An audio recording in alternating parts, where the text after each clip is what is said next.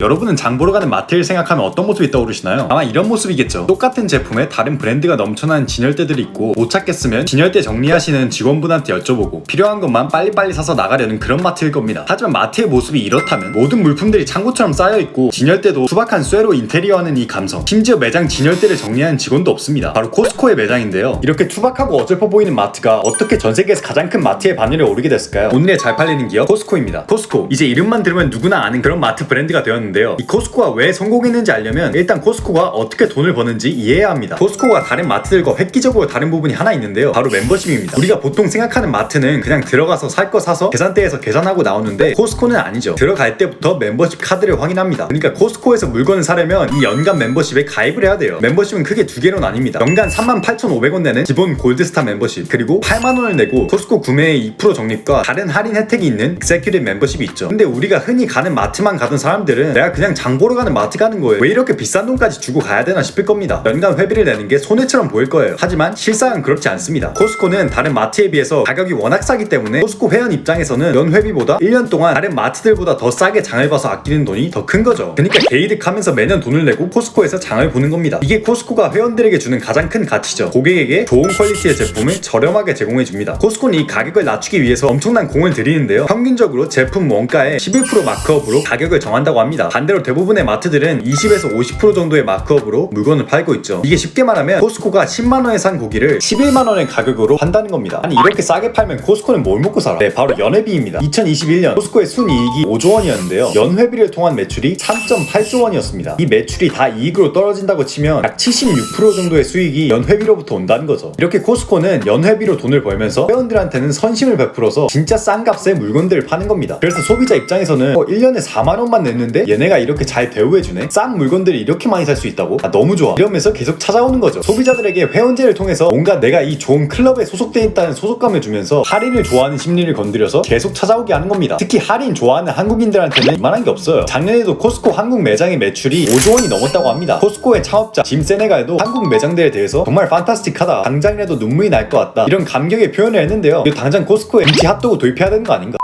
말 나온 김에 이 핫도그에서도 코스코의 철학을 찾을 수 있습니다. 코스코는 매장 내 푸드코트에서 핫도그를 판매하는데요. 이 핫도그의 가격이 미국에서 1985년부터 쭉 똑같았습니다. 1.5불. 요즘 같은 미친 인플레이션 시대에서도 코스코의 CFO는 핫도그 가격을 그대로 유지하겠다고 밝혔죠. 월스트리트 저널에 따르면 이 핫도그 가격이 물가의 상승에 따라 바뀌었다면 지금쯤 가격이 4.13불이어야 한다고 합니다. 하지만 코스코는 이 핫도그 가격을 올리지 않습니다. 이 핫도그에서 돈을 못 벌더라도 이 싸고 맛있는 핫도그로 소비자를 유인시켜서 다른 제품들을 더 많이 사갈 수 있게 유도하는 거죠. 창업자 짐 세네갈도 예전에 부하 직원한테 핫도그 가격을 올리면 죽여버리겠다고 했습니다. 쌀벌하죠. 그만큼 코스코는 소비자들에게 저렴한 가격을 제공하는 게 DNA에 녹아들어 있는 겁니다. 근데 사실 이렇게 저렴한 가격으로 물건을 팔기는 쉽지 않단 말이죠. 남는 게 별로 없는 게 당연한 건데, 그래서 코스코는 가능한 모든 비용을 확 줄여버립니다. 아까 말했듯이 다른 마트랑 다르게 창고형 매장이죠. 이게 무슨 코스코만의 감성이어서 이렇게 한 게 아니고 물건이 들어온 대로 창고에 쌓아두듯이 진열을 하면서 물건을 하나하나 진열하는 데 쓰는 인건비를 아낍니다. 그리고 이렇게 창고 제품들을 묶음으로 판매하면서 제품 하나당 드는 비용이 줄어들게 되는 거죠. 그리고 코스코 제품들의 특징이 종류가 많지 않아요. 코스코의 목적은 빨리 많이 파는 겁니다. 같은 식용유인데 종류가 한 5가지 되면 이 5개가 다 잘 팔리진 않잖아요. 코스코는 그럴 바에는 잘 팔리는 한 가지만 딱 진열해 놓는 겁니다. 이렇게 하면서 재고 회전율을 높이고 안 팔리고 버려지는 비용을 줄이는 거죠. 그리고 마지막으로 코스코는 영업시간이 짧습니다. 한국은 좀 다르지만 미국 같은 경우에는 평일에는 저녁 8시, 주말이면 6시면 문을 다 닫아버려요. 잘 안 팔리는 시간대에 들어가는 비용들을 줄이는 겁니다. 치열한 슈퍼마켓 시장에서 살아남는 코스코의 전략, 정말 대단하지 않나요? 정리를 해보자면 코스코의 성공 비결은 여러 가지가 있는데 그중 제일 중요한 게 소비자를 위한다. 코스코는 소비자들에게 최대한의 가치를 제공하기 위해서 가격도 올리지 않고 소수의 선별된 제품들만 제공합니다. 그리고 이 소비자들을 향한 사랑은 결국 브랜드 충성도로 이어지죠. 사람들이 코스코의 좋은 값싼 물건들을 좋아하게 되고 이렇게 돈을 아껴가면서 장 보는 경험이 즐겁게 느껴지는 겁니다. 이 브랜드 충성도를 증명이라도 하듯 코스코의 지난 2021년 멤버십 갱신율은 무려 91%였습니다. 열의 9은 코스코를 계속 돈 주고 방문한다는 거죠. 그리고 이 모든 걸 가능하게 하는 거 경영진의 지독한 철학, 고집이 아닐까 싶습니다. 아까 핫도그도 그렇듯이 충분히 가격을 올릴만 한데 올리지 않죠. 가격 마크업도 정해놓고 딱 그 정도만 붙여서 가격을 매깁니다. 실제로 코스코가 계획보다 싸게 제품을 구해왔을 때도 경영진은 예전 가격이랑 똑같이 팔아서 이익을 더 받는 게 아니라 싸게 구한 만큼 싸게 팔아서 소비자들에게 가치를 돌려줬습니다. 이 철학과 고집이 없었다면 지금의 코스코는 없었을 겁니다. 이 코스코의 경쟁력은 주가에서도 찾아볼 수가 있는데요. 그냥 꾸준히 우상향해왔습니다. 2000년쯤에 코스코에 100만원을 묻어놨다면 지금쯤 거의 1400만원 정도가 코스코가 돼 있을 겁니다. 이게 정말 완벽한 기업 주식이 아닐까요? 투자의 대가 워렌 버핏, 찰리 먼거도 코스코 주식을 오래 들고 있으면서 꿀을 쪽쪽 빨았습니다. 특히나 찰리 먼거는 코스코를 너무 사랑한 나머지 1997년부터 지금까지 코스코의 이사진으로 남아있죠. 먼거는 이전에도 버크셔에서 최애 주식이 뭐냐는 질문에도 당연히 코스코라 했습니다. 당시 한 말 중에 여러분이 도널드 트럼프가 한 말에 빡칠 때면 그냥 코스코라는 기업으로 멘탈 치유해라. 그만큼 완벽한 기업이다. 이런 식으로 정말 입이 마르도록 칭찬했습니다.